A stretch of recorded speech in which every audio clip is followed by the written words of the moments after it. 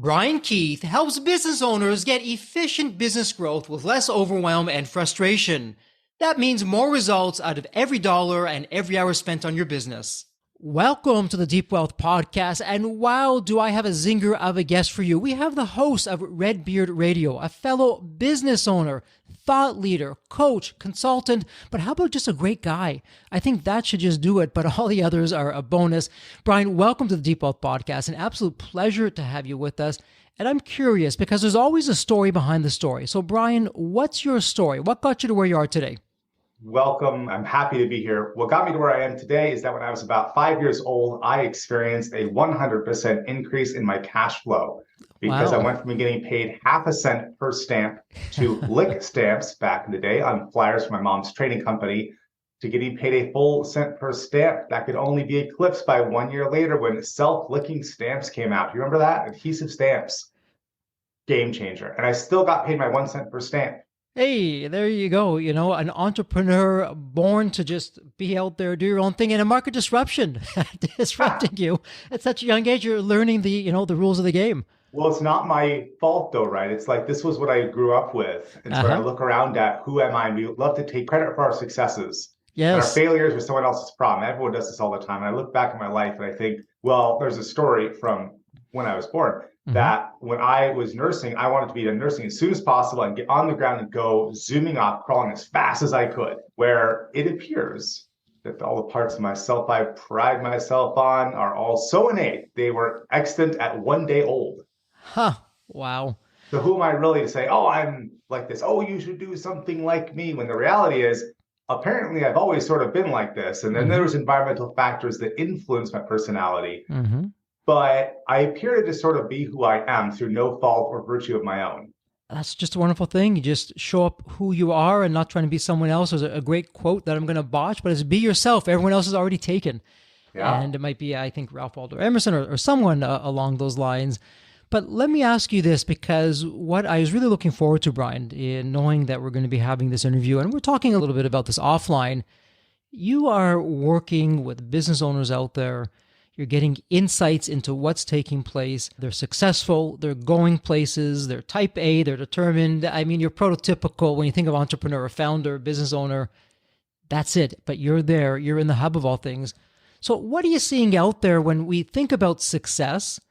What are we doing? Perhaps I'm going to flip the question here on you. What are we doing from your practice of what you're seeing of helping people grow their businesses exponentially? Where are we missing the boat? What are we doing that's holding us back?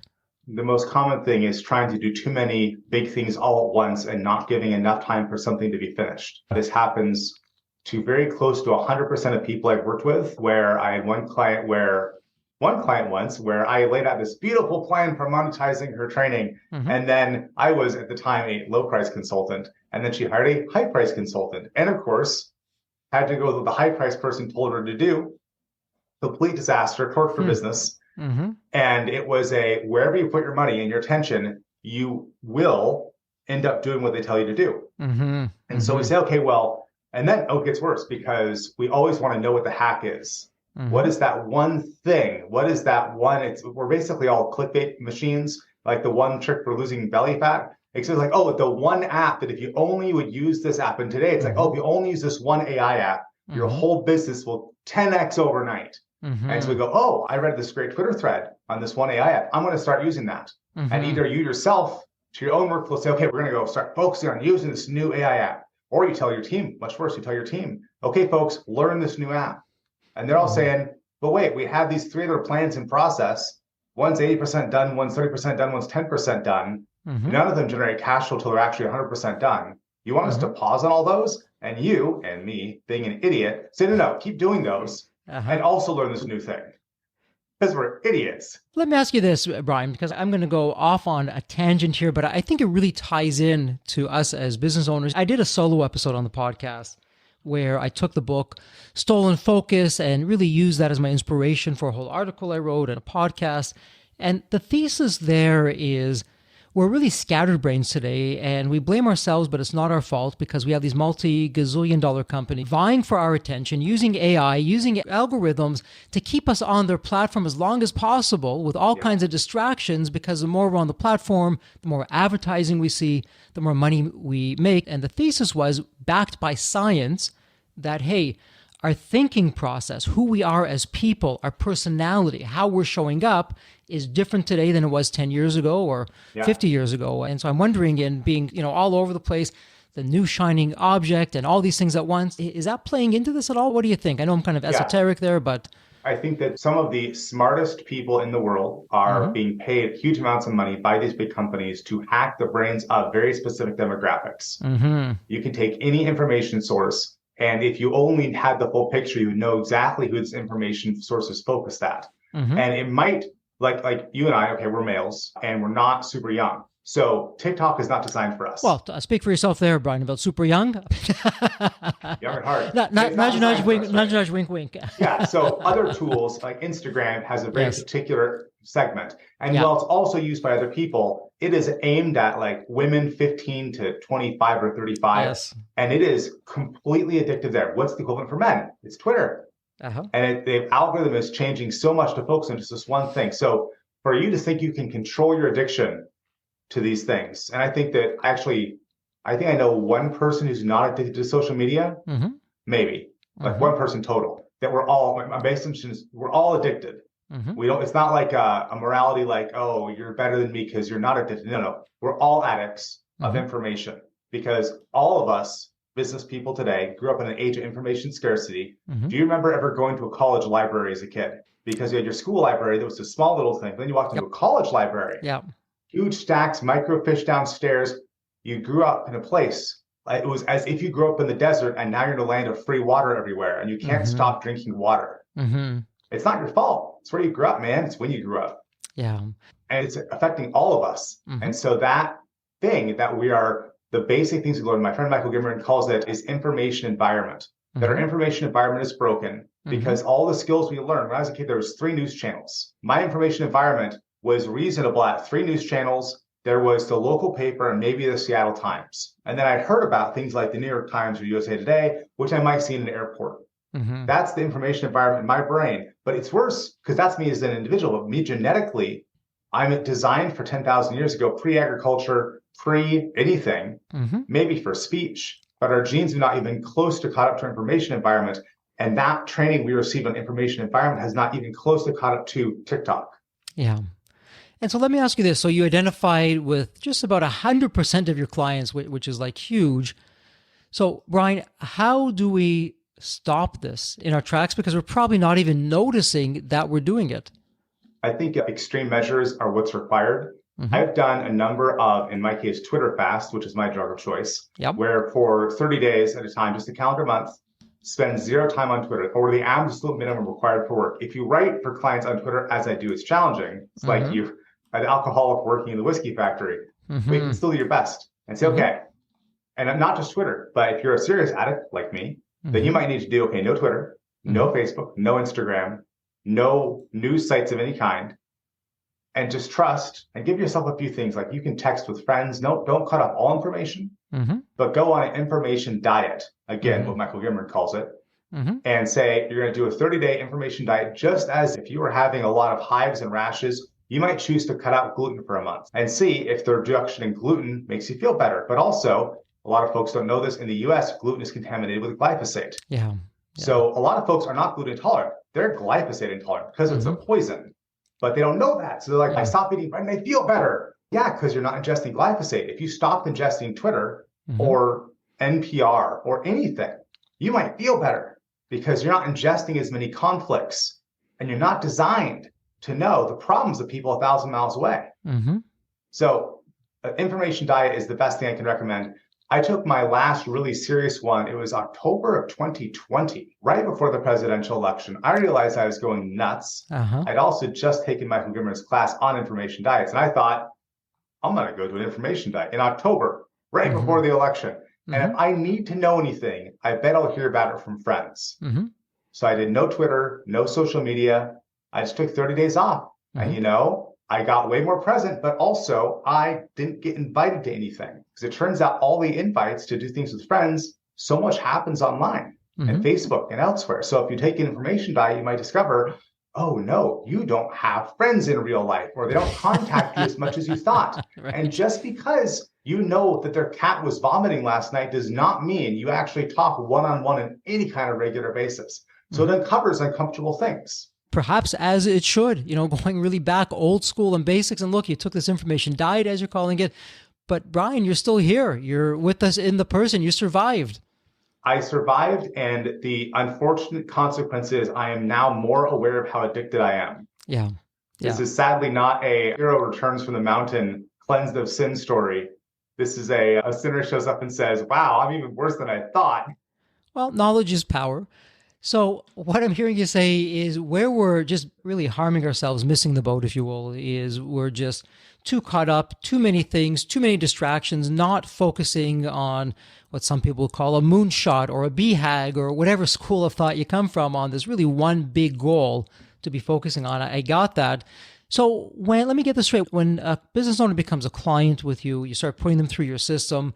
What are you having them do outside of an information diet and distractions? What are they, going to be doing that is right and is helping them grow and accelerate? Yeah. One of the things I do for clients is for a few people, I'm an outsourced COO. And in that, one of the first things I do is I say, okay, I need you to write down every single task you do for a whole week, every single thing. This is far from original, by the way. And then after that, I say, okay, we have the whole list, and your bottom 20% of things, the things that steal your energy the most, color with a color red. We do this all in spreadsheets, right? Make the background red. The 20 things that lift you up and bring you energy, we're going to mark those green. Very complex here. Okay, now we say that bottom 20%, how can you delegate or stop doing it as fast as, and then how can we fill your time with those things at the top? And this is trying to get us out of some of the trap of the doing all these things you don't like to do, and some of them you actually can delegate. Another thing I look at is I say, where's the money that typically the 80-20 rules everywhere. And if I say, okay, so you're working on typically, let's say 5 major projects. Okay, so which one of those is going to produce most of the revenue?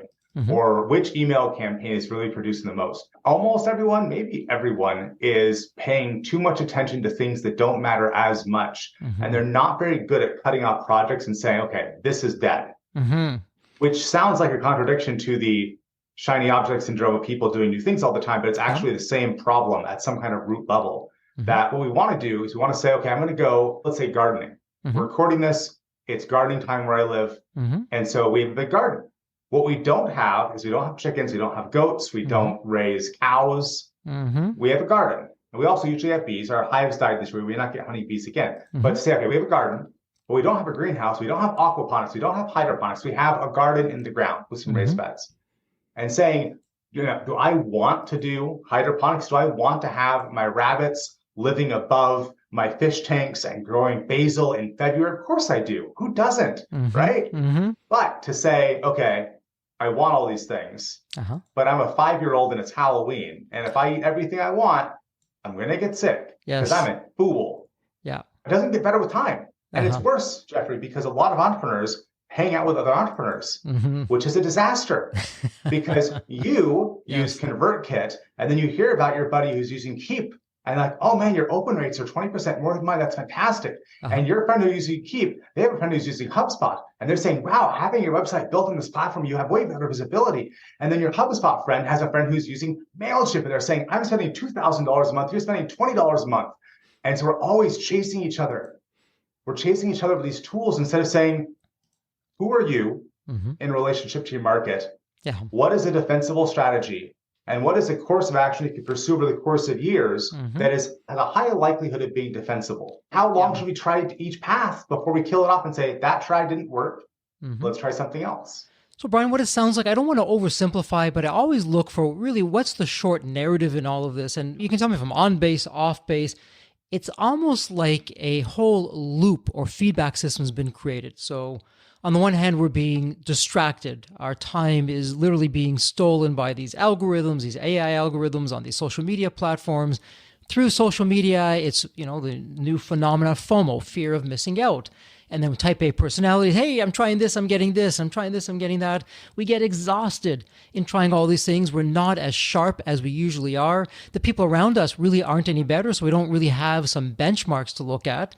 And so it's a downward spiral. Would that be somewhat depressing, spot on? But there's an answer. The first thing is you have to acknowledge you have a problem, and then you have to take some remedial action. One of my clients in my mastermind group, my accelerator, he came to me saying, I don't know what to do. I have all these hours I can expend in my side business, but I don't know what to do. And I said, okay, how many hours do you work a week? He said, about 20 hours a week is what I can do outside of my day job and my family time. Okay.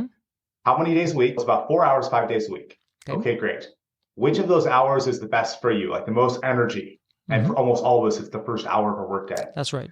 Yeah. And I said, okay, I'll see you 5 best hours of the week. Which of those 5 hours is your best hour? He says, Monday, first hour of the week. Probably true for most of us. I said, okay, here's what you're going to do. You're going to go write down 3 things that are the very highest value. You plan and craft for this business. What are the 3 absolute highest value tasks? And your goal on that first hour of that first day of the week, every week, is to work on only these 3 things. And you're going to write down a second list of things. These are the 3 things that are the biggest disasters and wastes of your time ever, like scrolling Twitter, let's say. You're going to do everything you can do to avoid these 3 things in that 1 hour. You're allowed to go waste your time and be distracted at other times, but in that first hour, avoid like the plague these other 3 things. Focus on these first 3 things. And if you find yourself distracted and doing anything else during those 60 minutes, come back to those 3 highest value things. Now, can we actually do that? Yes, all of us can actually do that. We can't fix our information environment. It's broken. We can't stop being distracted. That's not going to work. But all of us can exert our will on 60 minutes, whatever your 60 best minutes are of your week. All of us can exert that will. And so, Brian, tell me, so we have these issues. It sounds like you have the answer, you have the antidote with your accelerator, both with your accelerator of what you're doing, which I want to learn more about, and also when you can be what some people would call either a virtual COO or a fractional COO. But first with the accelerator. So what's going on with that? What's your methodology and system to cut through the noise, the clatter? Brainwashing. I should add that to the sales copy. I'll have to ask AI if it thinks it's a good idea. We're going to go have 2 Zoom calls a week plus a Slack channel. And so there is frequent exposure. And oftentimes someone doesn't end up getting to talk about their business because we're focused on someone else's business. We have 10 folks on a call. Sometimes we spend 45 minutes on a single business because mostly a lot of problems are similar across different people, even if they're at very different stages of their game. And so we focus on one business. And by indoctrinating people in some of these ways, I think about focus and how to ignore things that are actually relevant and training people on how do you smell where the money is. I say smell the money. I don't mean do careful calculations to detect where the money is in that sense. I mean, you have 100 opportunities in front of you. Some of those are highest value ones.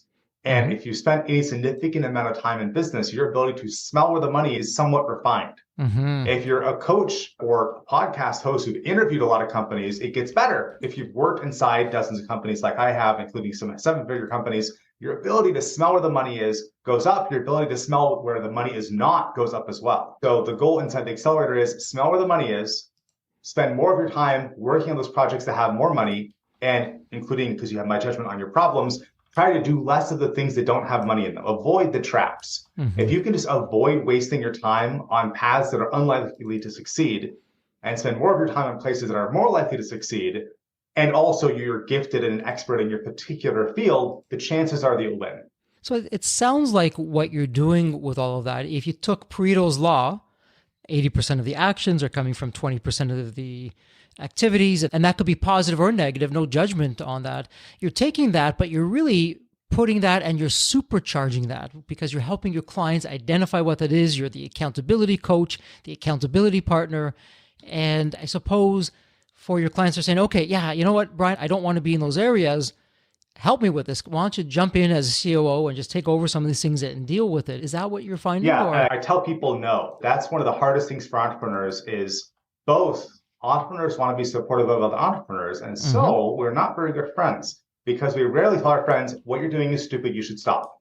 The truth is, you have to pay someone a lot of money to believe them when they tell you that. If you hire a business coach for $50 and then you show them what you're doing and they said, that's wrong, you should stop it, you wouldn't trust them. You have to pay them enough to go like, oh, I'm paying you that much money, therefore I believe what you're saying, therefore I will stop distracting myself. But that takes a lot of trust, which you got to build over time. Trust is not free. You can buy trust a little bit. If someone gives you lots of money, they automatically bought trust, them trusting you. Yes. But you still have to go display it over time. So in the accelerator, and I routinely tell people, why are you doing it this way? Or that way's dumb. Like, all right, I interrupt people all the time. I say, stop what you're saying, stop. Here's the real question. And I'll take whatever question someone came with to the group, and I'll say, this is wrong, and here's why. The underlying problem is this over here. We talk about this all the time with content creation. As people are always saying, where should I create content? Or how should I go get big on social media? What channel should I choose? And that sometimes takes a number of tries, but we always start off with the same algorithm of how I discuss it, which is, well, are you better on video, audio, or text, short form or long form, in person, or like there's all these listed questions. And it comes up, the algorithm that I go through generates an answer, and then people use it for a while, and usually it's not right. Usually something shows up and they discover something about themselves. They're like, oh, well, I love doing this, but it's getting no views. Or I don't like doing this, but it's really effective. And they try to figure out, okay, what does that mean? And having someone who's willing to say, you're doing it wrong, look over here. A lot of us don't have that person in our lives who has understanding of a lot of the tools that we're using so we can really trust them. And so let me ask you this, because you're seeing it in the accelerator. I suppose that's the tip of the iceberg. When you're brought in as a fractional COO, you're now in the trenches. You know, you see those pictures of the iceberg that, you know, what's above the water, but you have this huge, massive iceberg below the water that you're not seeing. You're really seeing the full iceberg, so to speak, in that analogy. So if you fast forward to today, what's changed as of late when you're COO of these companies? That would be some common themes across the board. So in other words, if a listener were to walk away today from today's episode and they can only do one thing, either stop doing something or start doing something or make something better, just one thing, based on what you're seeing as this fractional COO, what would you tell our listeners? Get better at telling your story through the 3 Venn diagram approach of storytelling. Talk to us about that, sure. Everybody knows psychographics and demographics, which are useful but boring.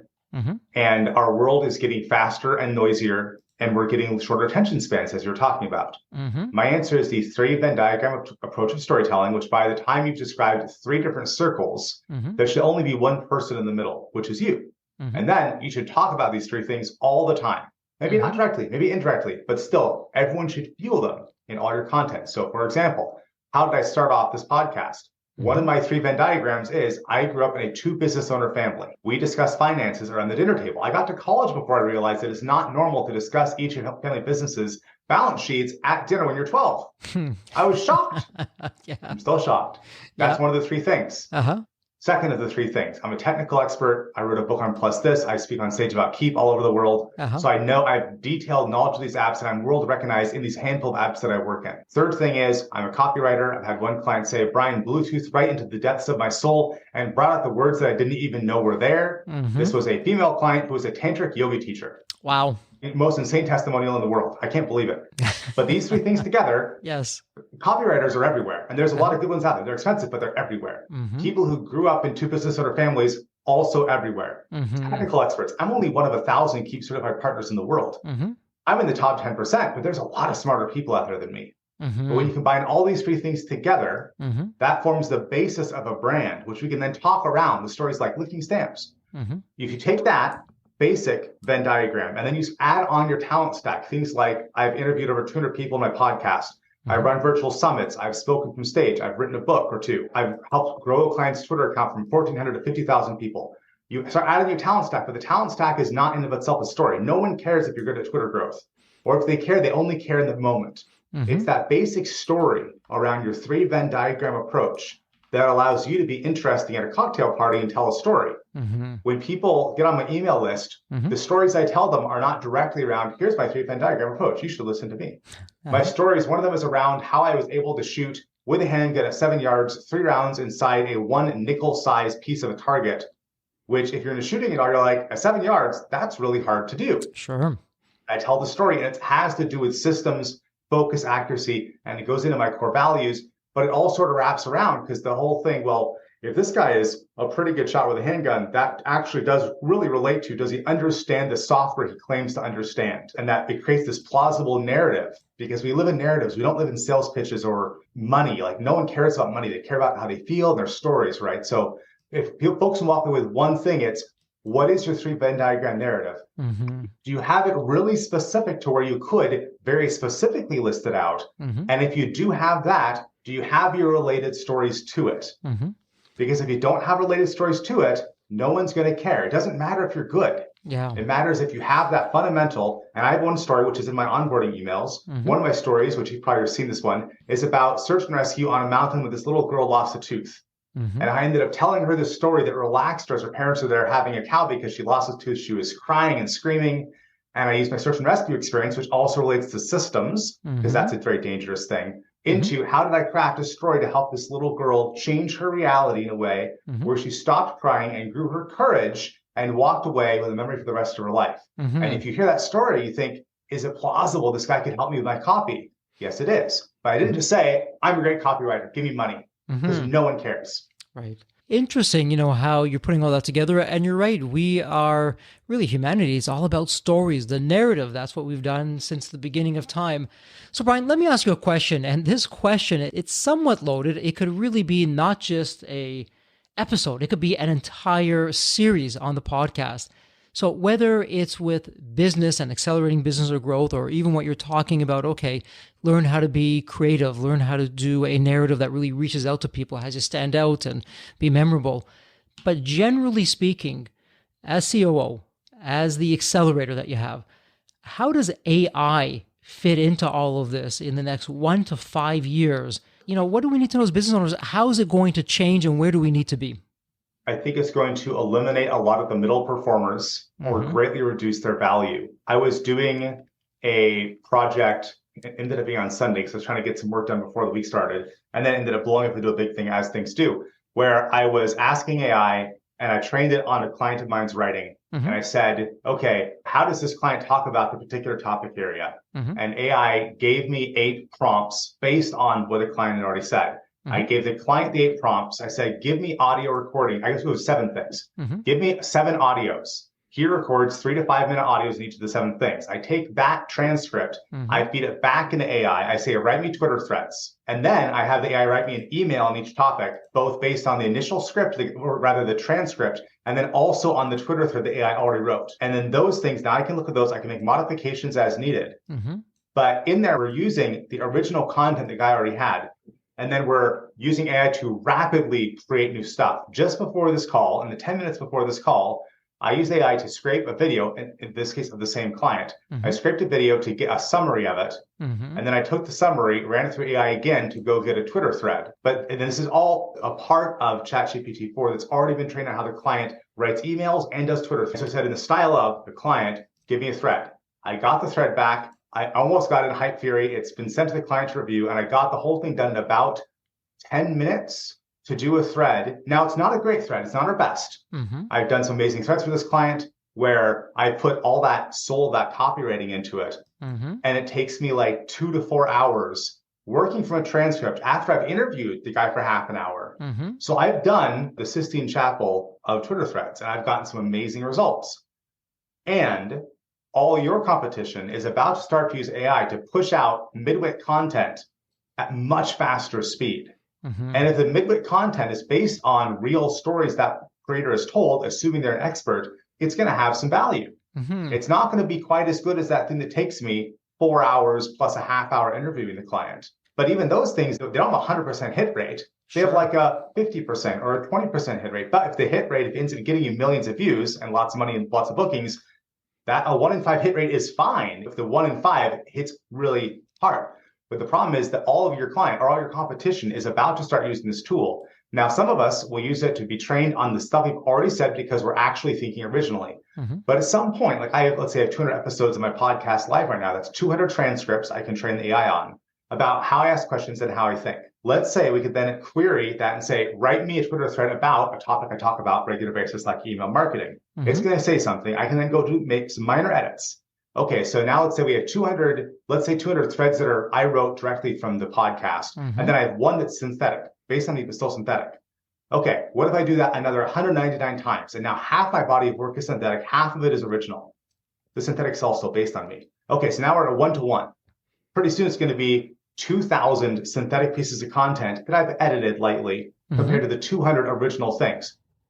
There's a trap here. The trap is you stop being original because everyone around you is copying their past selves. We all know that in most areas of life, what was true 10 years ago is not true today. There's some things that are still true, but a lot of things are changing so fast. Like email marketing.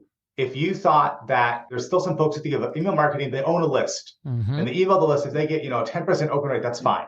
Well, no, that's sort of true a decade ago, but actually 50% is the minimum open rate now. Otherwise, you're going to start getting not in their inbox because everything's changing very fast.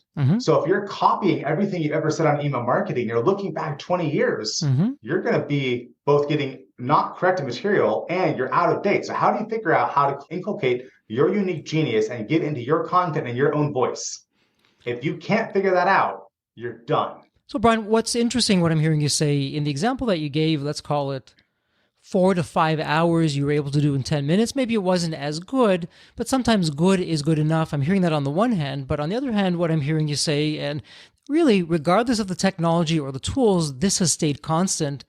If you can be your true creative self, your true authentic self, you're thinking different, you're just going to be creative, you're not going to be relying on whatever the flavor of the day is, that's going to stand out. So as everyone starts sounding like each other because it's AI that's writing all the copy for most people, but you're coming in with your own creative thinking, your own creative thoughts, AI behind the scenes to help you, but you're enhancing it, you'll stand out from the crowd. So it's not as though AI can completely, at this point, replace what we're doing, but perhaps it can save us time, spur us on to better, more creative thoughts, but it's still the originality coming from us. Would I be on base with that? Yeah, and we have to focus on participatory knowledge. Again, my friend Michael Gimmerin, he says, this is the one thing that AI cannot take from us. And as a result, it's going to become more and more valuable. So like one time I accidentally sent an email for a launch that was supposed to happen the day after, but I punched the buttons, which I didn't know would be sending the same day, but I didn't specify a date and a time. And I sent 30,000 emails a day early to a launch. So it was a long time ago. But that kind of participatory knowledge tells you something. And if I tell you a story about that, hopefully you can feel, oh, wow, this actually happened. Okay. Oh, this person learned something from this. And you can't steal that by, even though AI can mimic it, they can't steal it exactly. They can't counterfeit it. So I ask people, what is your uncounterfeitable experience? That's the thing. I've led a rope team of Mount Rainier, my second time climbing the mountain. It's a 14,000 foot peak. About two to four folks die a year on it. So it's not a nothing peak. Yep. And I was coming back down to my rope team, and there was this huge ice rack, which is like a mobile home sized piece of ice right above the trail. And at some point, that's going to fall off. When it falls off, if anyone's on this path run, they're going to die. There's nothing you can do about it besides either give up or walk through it real fast. On the way up, we walk through it real fast. And when we went back down, they said, okay, just don't stop. And we're marching along, and I'm in command of my team, but we're all tired and exhausted as we are, and we're all roped in together. So whatever one person decides, it affects us all. And we get underneath the serac. I'm looking up there. Oh man, you're looking death in the face. And one of my team members stops, and I say, what's wrong? Because we're ways away on swimming. What's wrong? And she has to go fix some of the piece of rope or something. We eventually get moving again. That attitude of, that experience of, here's how I face death in the mountains and survive to tell the tale through focus on systems and empathy and whatever else. That's a story that really happened. Now, could AI fake that story? Absolutely.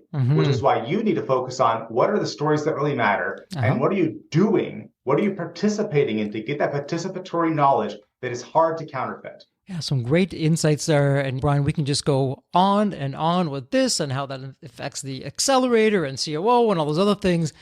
But listen, some great takeaways for the listeners. We're going to start wrapping up. So let me set up the one and favorite question we have on the podcast.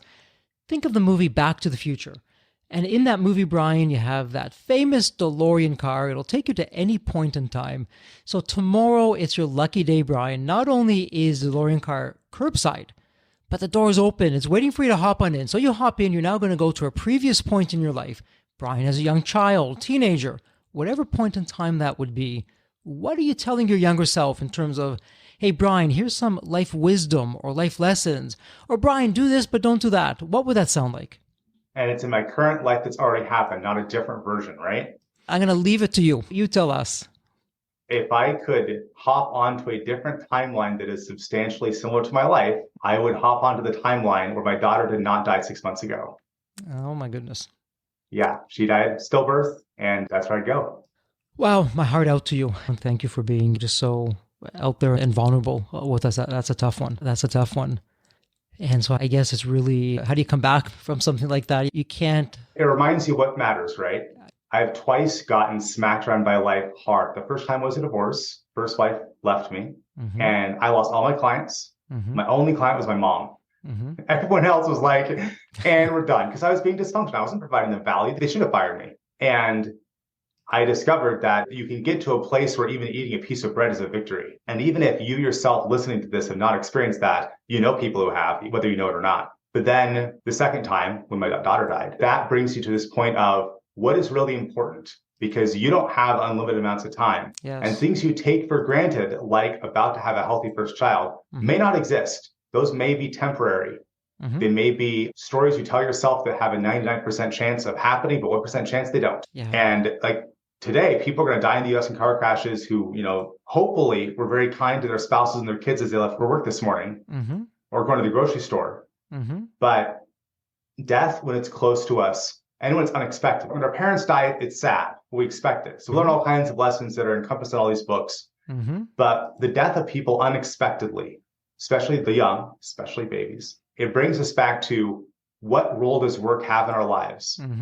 And why do we actually care about money? And what would we trade for anything to have another moment with someone? And we should know these things. We should not brush them off as, oh, that's an easy question, and go about our day and go about making money. We can't balance the need to grow our companies versus everything else in our lives. We can't balance the need to build a scalable company that we plan to exit against everything else in our lives unless we know what everything else is, why it's valuable. And we ignore that at our peril. Yeah, I'll share with you, Brian, while you're going down that path. We've had very successful guests on the financial side on the podcast. And when we're talking about this, the common theme that they say is, Jeffrey, looking back, yes, I'm successful at the expense of relations with family members. And I can never get that time back. I was too busy, or I thought I was too busy. I thought it was too important, and it really wasn't. And it's one of the few regrets that they have. So you're spot on with valuing the present moment. I got to live with a billionaire once when I was summer in college. I was an intern down in the Bay Area, got to stay with an alumni billionaire, and stayed with him for 4 weeks or 6 weeks. And I had heard he had one son that he mentioned almost never. But it wasn't until we were done staying there for 6 weeks that I heard that he even had a second child I never even heard about. I had very limited information, but my impression is that he had outrageous financial success at an outrageous personal cost. And I think until then, I was a lot more focused on how fast can I be a millionaire? And that was my like a lot of young guys, right? Oh man, I'm going to go kill it. I'm going to go crush it. I'm going to read Gary Vee. And then you hang out with a guy who has everything like pool, tennis court, like fabulously wealthy. And you think, this guy is poor. He doesn't even talk about one of his kids, and his other kid doesn't talk to at all. This is horrible. This guy is the poorest man in the world. And that was this wake-up call, I think, that my value system that I was operating from as a 21-year-old guy was not complete, which probably isn't for anybody, but I was made aware of that. Like, whoa there, you best think more about what your choices are in life and where your energy is. Yeah, no, I hear you on that. Some terrific takeaways. Again, my heart out to you, your family, Brian, in our thoughts and prayers, but some terrific insights. And thank you again for being so open. And Brian, we'll have this in the show notes for our listeners. They want to get in touch with you, learn more about the accelerator, or more about you being this virtual or fractional COO. Where's the best place they can find you online? JoinRedbeard.com is the place to go get into the accelerator. And I'm everywhere. Redbeard Brian is my handle. I'm most active on Twitter, Redbeard Brian, and then joinredbeard.com. I also have Redbeard Radio. You can find it everywhere. And at redbeard.am, where I interview six-figure entrepreneurs. Terrific. For listeners, it won't be any easier. It doesn't get any better. It's a point, it's a click, it's in the show notes. And on that note, Brian, this is a wrap. And as we like to say here at Deep Wealth, may you continue to thrive and prosper while you're staying healthy and safe. Thank you so much. Thank you, Jeffrey.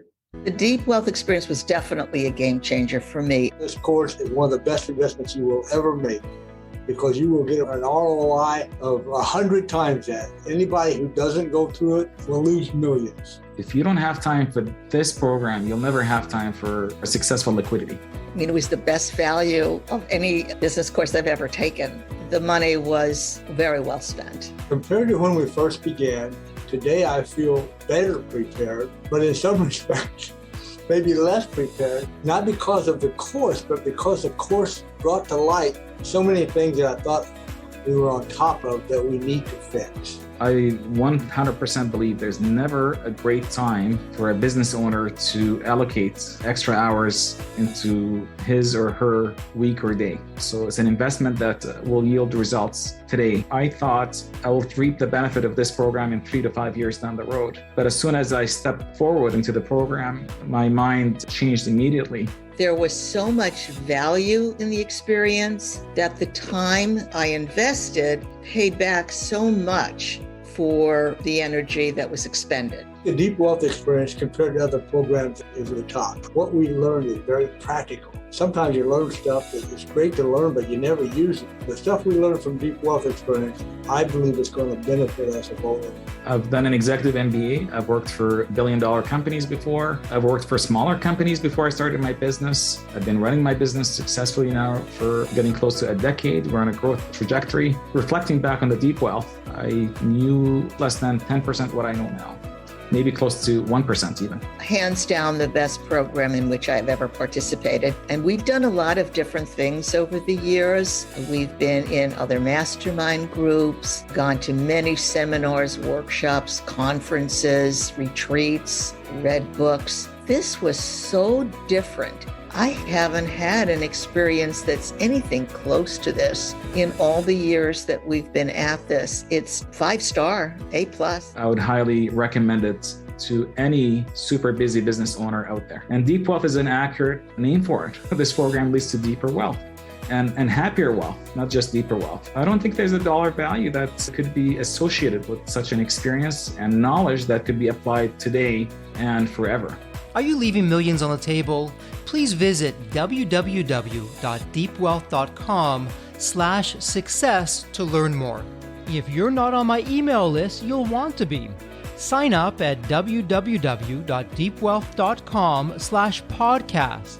And if you enjoyed this episode, if it added value, if you walked away with some new insights and strategies, please leave a review on your favorite podcast channel. Reviews help us reach new listeners, grow the show, and continue to create content that you'll enjoy. And as we wrap up this episode, as always, please stay healthy and safe.